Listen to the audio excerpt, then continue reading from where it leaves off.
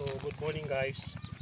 So ang gagawin ko po ngayon, ito ilalagay ko dito yung mga infected na bunga, mga bulok at mga bulok ng dahon. Tapos diretso tayo mag-harvest, dito ko din ilalagay. Malinis din po ito, saka mamaya lilinisin ko din yung isusort out ko din yung mga ititinda ko ngayon na talong.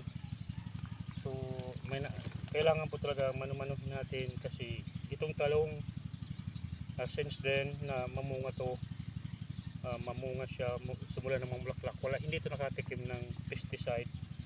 Tinatanggal ko lang talaga yung uod mano-mano, yung to yung dahon. So dito yung bunga, dito yung basura. So halimbawa po ganito, nakita nyo yung mga to yung dahon. So hindi siya pwedeng ikuyin kasi infected siya ng, may nakita ako ng fungus, kailangan ilayo kasi nakaka-contaminate din to ng iba.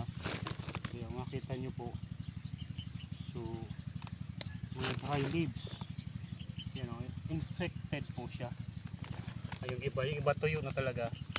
So tandaan, kung makita nyo, may mga aphids kasi wala pa kasi yung in-order kong neem oil, which is very good in removing aphids o other insects sa plant.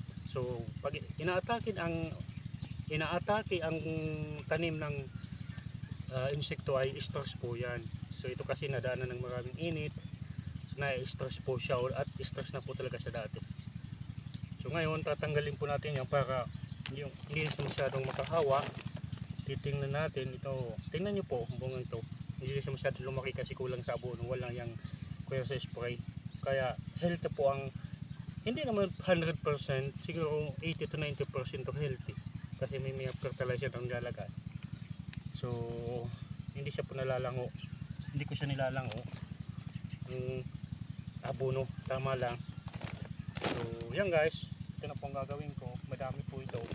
So try natin makapuno dito ng talong na harvest, baka kayang mapuno ito. So kanina yung okra na puno natin yung plastic basket. Ito naman ang aim natin ngayon ay mapuno ito para may paninda tayo mamaya. Pwede sa palengke at pwede sa pa-order online through Facebook Messenger. So kaya madaling maubos. So 40 pesos lang pamigay ko ng talong at okra. Kasamahan din natin ng sili kasi mayakap sila ko ng sili.